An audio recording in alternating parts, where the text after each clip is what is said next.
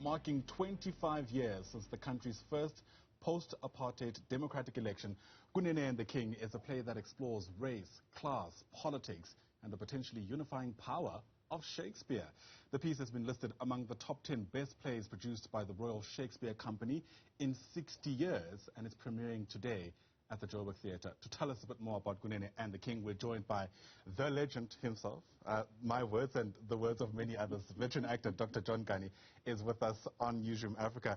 Such a pleasure to have you, here in studio with us. So thank you so much indeed for making time. It's quite the task that this play has, right? This intersectional snapshot of where we are in the world, especially when you consider the things it tries to explore. As a writer, where do you begin in trying to do that? It starts with a little idea that I was celebrating 25 years of democracy, 2019. Then you ask a friend who is black, what are you celebrating? It gives you a lot of things to celebrate. Being free, being me, have the opportunities. But these are the hustles, the teething problems of a new democracy.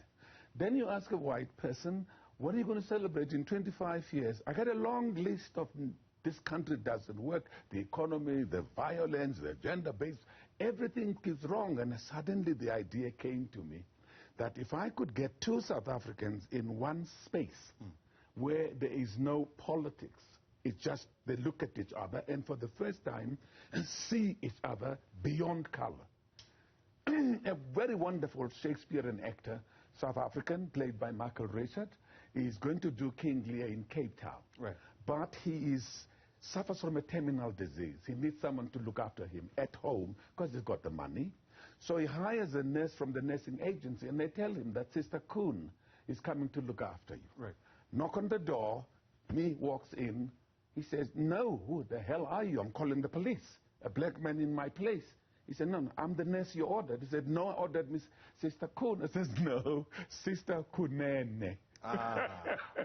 So the first meeting immediately is charged with the issues of this country. And then they go through the lives towards the end to understand what South Africans need to do. First, just to see each other. And not to say black or white, but say the person you're talking to. And also talk about issues that unite us rather than issues that divide us. And also talk about our achievements as a new democracy more than your list of the failures, which are actually maybe your personal opinion. So Michael Richard and I have a fantastic time on stage. It's one of my first plays to open abroad. Nice. It opened at the Royal Shakespeare Company, as you said, among the 10 best plays in 60 years.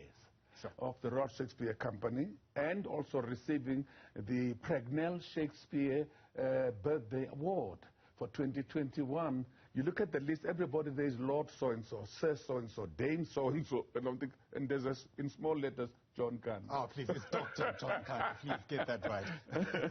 But I mean, no surprises the kind of, I guess, accolades this has already attracted, given your own track record. But I want to hone in on one of the things you've just mentioned now, about these two South African characters seeing each other and not necessarily harping on their race, as it were. Interesting discussions about that, because for many people, for us to move on, there needs to be an acknowledgement of our races, a placing of what needs to be done, so that we can genuinely carve out a future we all want for our lives. Of course. I mean, when I see, as my grandmother said once to me, when a little girl was walking past, she said, do you know that girl? I said, yeah. What do you see when you look at her?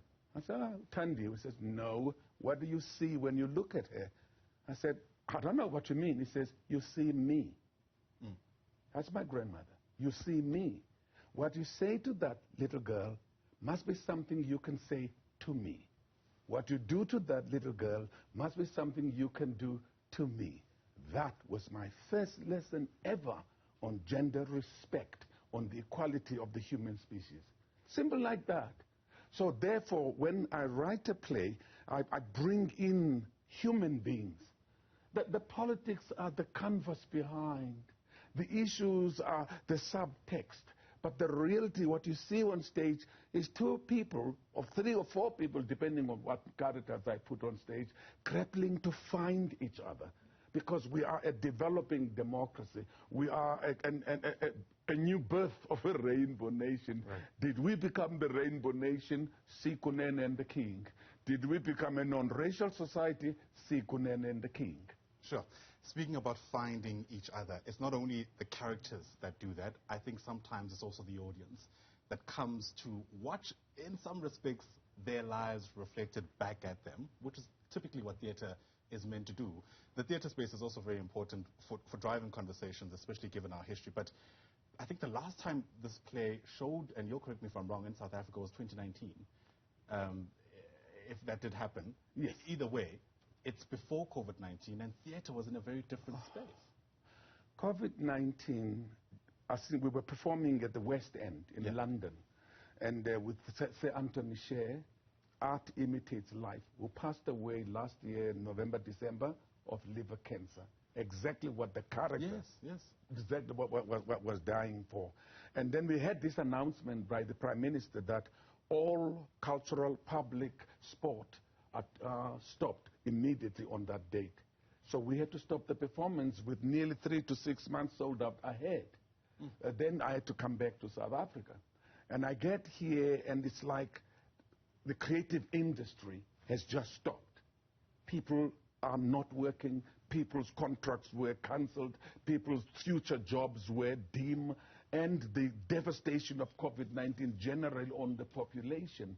And you almost think like our government was absolutely on spot that for this we will do this, for this we'll do this, for education, for economy, for that.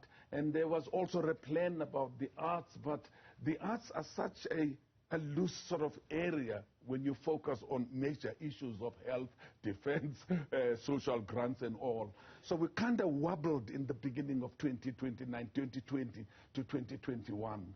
So now it's emerging again, 2022. People are coming out. People are coming to see live theatre. We've been struggling through Zooming and Team, Microsoft, and all this nonsense of interacting with people.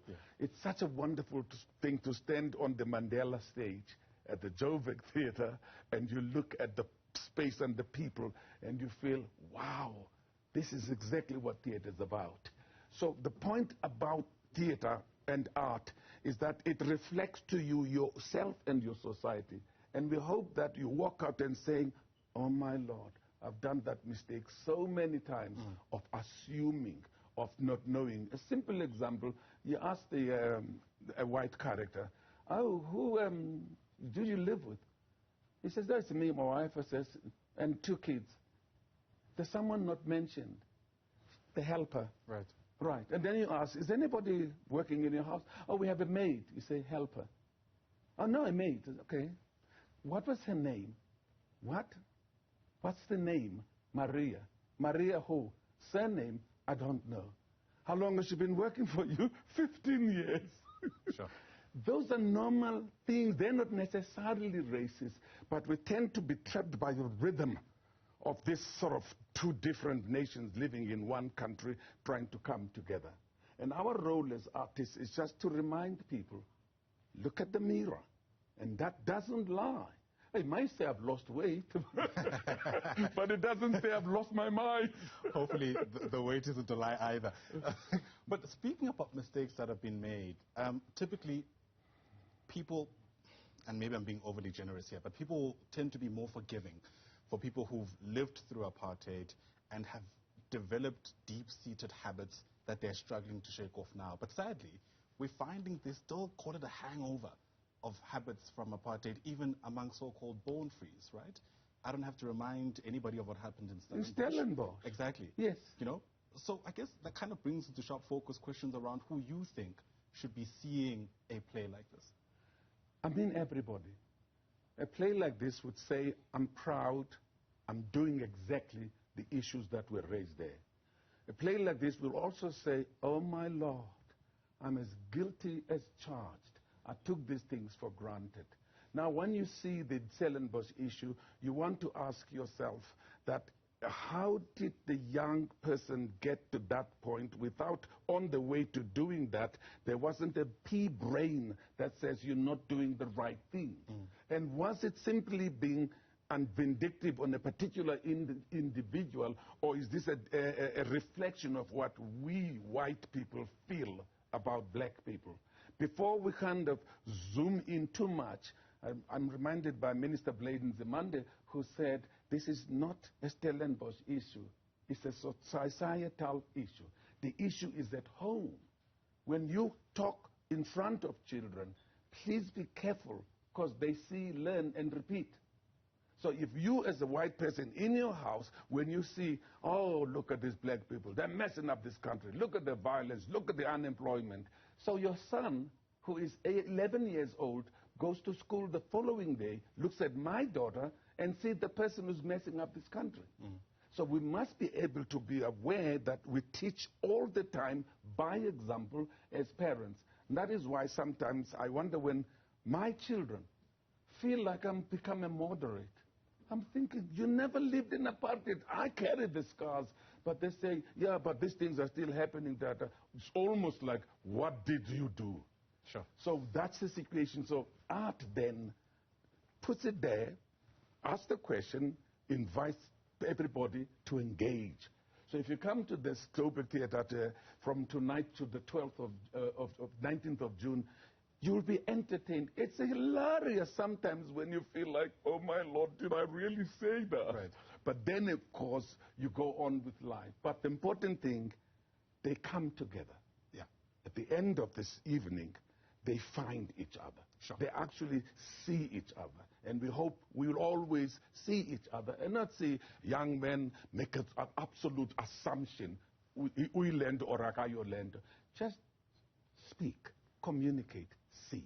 All right, and it's on that note that we'll have to leave it. Certainly something to look forward to. Thank you so much for making the effort to come into the studio. I could listen to Dr. John Kani the whole morning, but the time doesn't allow us to do that. Make sure to catch that play, Kunene and the King, in the Joburg Theatre. All right.